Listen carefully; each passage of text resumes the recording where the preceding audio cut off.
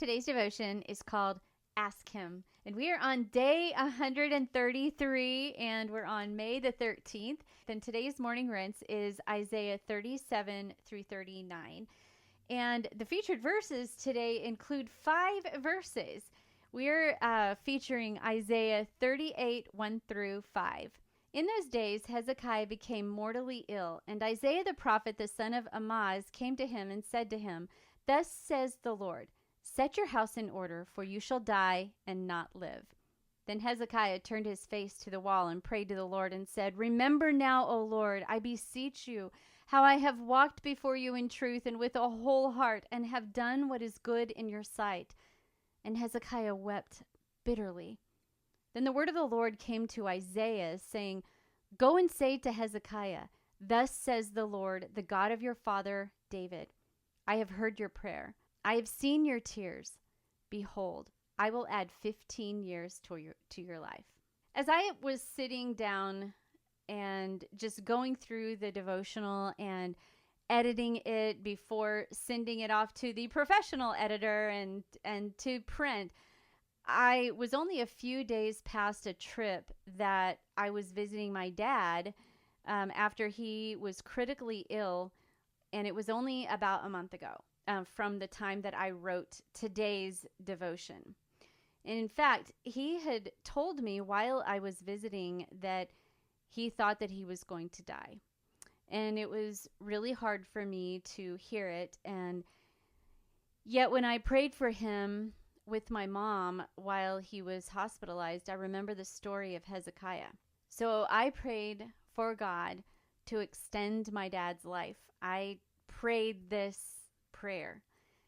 Hezekiah had become so ill that he was near death, and his condition was not really recorded. We don't know exactly what was going on, but he knew that he was sick, and based on the writings, we knew it had to be very, very serious, just like my dad's condition was really serious.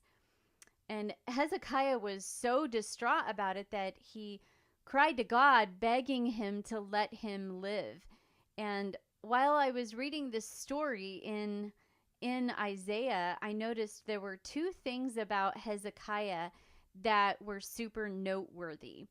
The first is that he lived for God with his whole heart. Prior to this prayer that he prayed, he lived for God with his whole heart. He even reminded God of how he had lived for him and using his life as a part of his petition, basically. Like, "I've lived for you, God, please answer my prayer." And I think that oftentimes we get into situations and we want God to answer, but we haven't done our part with our lifestyle before we even do the asking. Now, I don't want you to get me wrong.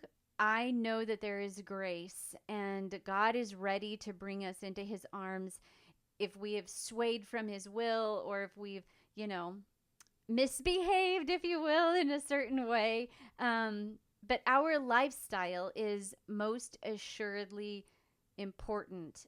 And this is evident, because otherwise Hezekiah would not have even mentioned it, nor would it have been something that God lent his ear to when this petition was actually being presented. And then the second thing that I noticed about Hezekiah is that he took his illness, his heavy burden, to God, and he was not afraid to beg for healing. He was not at all intimidated or afraid to ask. Was he healed because of his righteous lifestyle? Or did he get healed because he asked for it? Or maybe it was potentially a combination of both of them, and God was just wanting to have an opportunity to show compassion. God's reasoning for healing is not recorded that I can find, but we know that God promised him another 15 years. I asked God to extend my dad's life too, and to this day, he is still alive. And at the time that I wrote today's devotion, if you've got a written copy of my devotion, you know that at the time of the writing of this, my dad was home from the hospital and he was getting stronger every single day. And, as you know, my devotional is printed. It was printed in 2004, and my dad's actually been on the podcast. So that my dad, his life was extended, and he's still here to this day. And we too, we can go to God just like Hezekiah went to God. We can go to him with our requests. We too can ask him for answers to our situations. What is it that you are wanting God to answer? What is it that you're wanting God to do for you? Do you have a burden or a situation in your life that appears kind of bleak, and maybe even there's a situation that is surrounded by death? Is it a relationship maybe even that has been needing to be restored? Or is it an illness that you can think of right now? Is it even healing a heart wound that you're needing God to bring to life and to give life and give more beating in your heart? Whatever brings you to tears, just like Hezekiah was brought to tears, take it to him. Your challenge for today to dig a little deeper is to take that heavy burden to God today and have courage and ask him for healing, ask him for answers for that issue.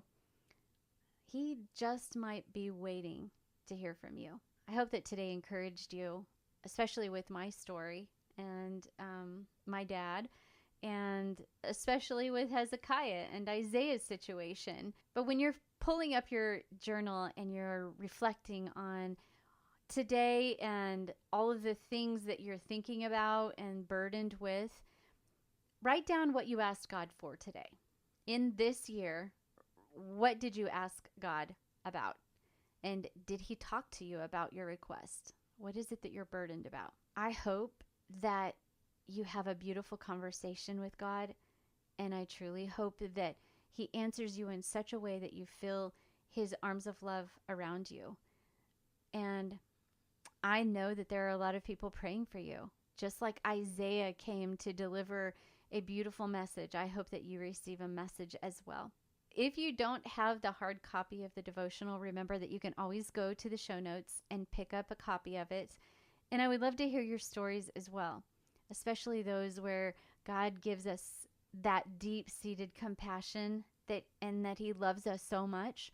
And so go ahead and come over to the Facebook group and join us in conversation. I'd love to hear more about your story. And until tomorrow, keep rinsing, reflecting, and repeating. God bless you.